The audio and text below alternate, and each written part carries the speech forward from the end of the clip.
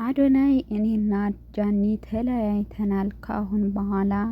የራሳችን ህይወት አለን ብለዋል። ጃኒ ደግሞ እኔና አዶናይ በሰላም ተለያይተናል ብላ ምክንያቱም ተናግራለች ማለት ነው። ሰላም ሰላም ናይ ላይፍ ቻናል ቤተሰብ የሚለኹም ደህና ደኹም አነ ሰላም እግዚአብሔር ይመስገን እንታ አነ ሰላም ዘለኹ ስም ለብ ዘለኹሞ ሰላም ክትኮንልይ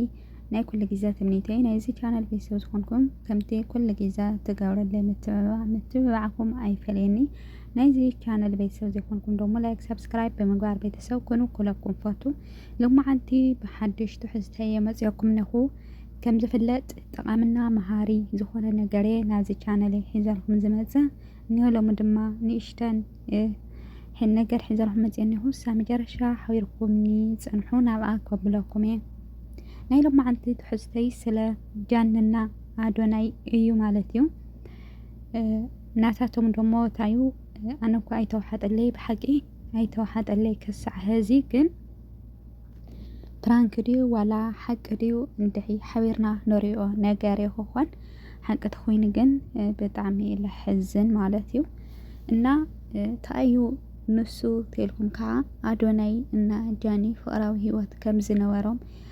ንፈልጥ ኢና ማለት እዩ። እና ብዙሕ ንፈተነታት እዮም ኣሕሊፎም ጃኒ ብጆን ዳንኤል እንትን ምስ አዶናይ ልኽተፈላለለ የፀዓሮ ነገር የነበረ ብዙሕ ነገር ይምኩር ነይሩ እና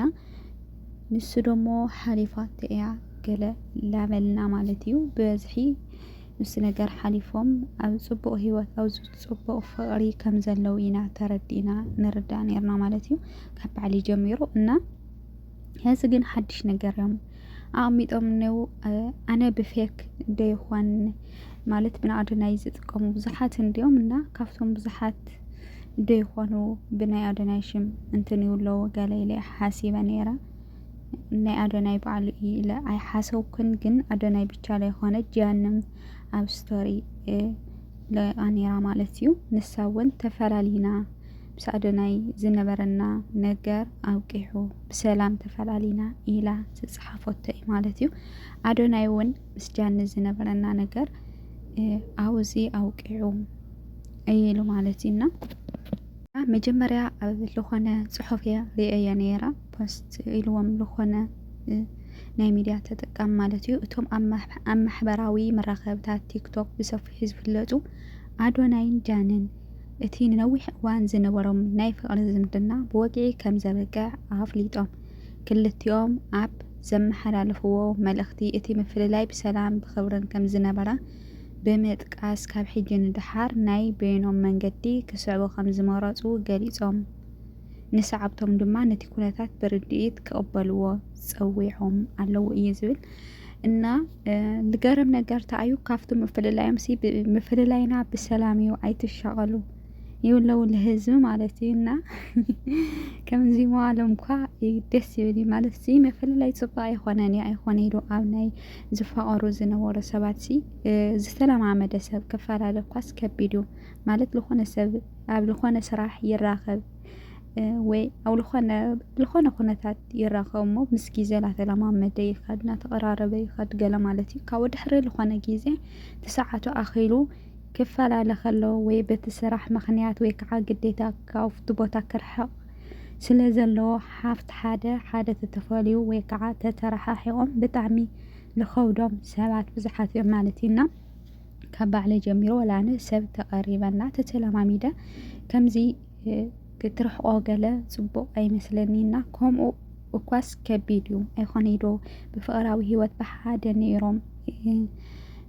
ብዙሕ ነገር ሓሊፎም ብዙሕ ፈተናታት ሓሊፎም ብዙሕ እናቶም ሽሞም ዘይሽሞም እናተሃቡ እዚ ኩሉ ሓሊፎም ሲ ኣብ መጨረሻ ብከምዚ ምፍልላዮም ብጣዕሚ ዘሕዝንና ዝከብድ ማለት እዩ። ግን ናይ ባዕሎም ምክንያት ክቐፅል ዘይኽእል ምክንያት ድዮም ረኪቦም ሓቢርና እንሰምዖ ካብ ባዕልቶም ንሪኦ ነገር እዩ ዝኮን ግን እቲ ምፍልላዮም ማለት ዝኾነ ጎንፂ ዘይብሉ ብህልኽ ዘይምዃኑ ብሰላም ምዃኑ ግን ተረዳዲእኻ ምፍልላይ ግን ፀጋ እዩ ባህሊት እየ ማለት ክንደይ ሰብ እዩ ብሓደ ይፀንሕ ሞ ካብኡ ብልተፈላለዩ ዝኾነ ችግር ይመጽ ማለት እዩ ሓደ ክኸድ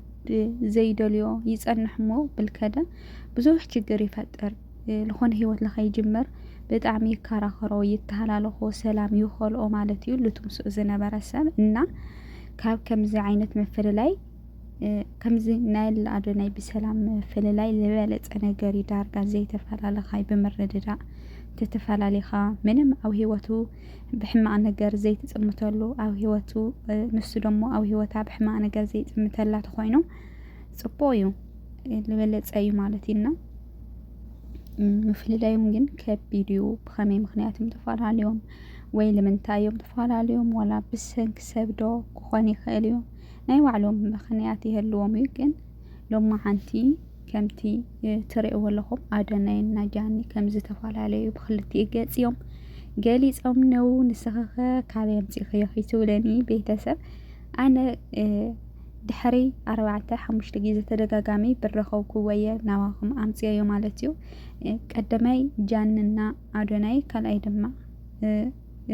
ነሽነሽና በረከት አብርሃም ማለት ነሽነሽ ከም ላይ ሕሽት ፈልጥ ይኹም ዝሮ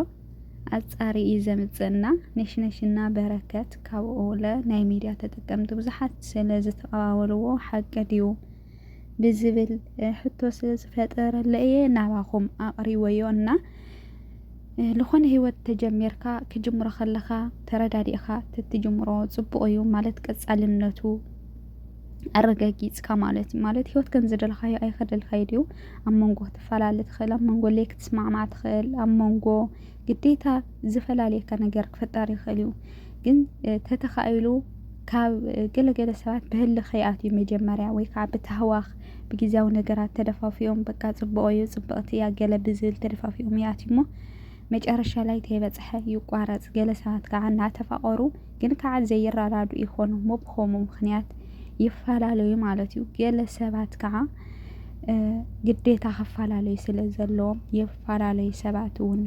ብዙሓት እዮም ማለት እዩ በቲ በለበቲ ግን ተተኻኢሉ እቲ ምስክናይ ክልተ ይኻርክብ በተለይ ለይ መስማማዕት ኮይኑ ለሃ ተስማማዕት ትፍትና ኣለካ ብዳይ ክልተ ይኻ ወገን ኮይንካ ማለት እዩ اندحر ليت سمعما اندحر بقى منم زي خون تخوين جن بسلام مفللاي زحاشة نجاريو بحالتي مالتينا بيتساب نسخم لنا أو كومنتناتاتكم رئيتو أمتيكم تاي رئيتو لكم أمناتاتهم ناتي رئيتو بنشتي أميت لهم نهاناتكم رئيتوون تتسبايتي وكومنت وتأمت الليكم من تفاتيهم هذا فيديو لايكنا ناو تفتوهم حاجتكم شير مقبار اي ترسعوا هتغزل بحدش بغالي فيديو سان رغب سنة جيزي سنة كنات هنا لهم سنة تمنيتايو لايك شير كومنت إنا أستيت مبرتاكم أي فيلين نكورات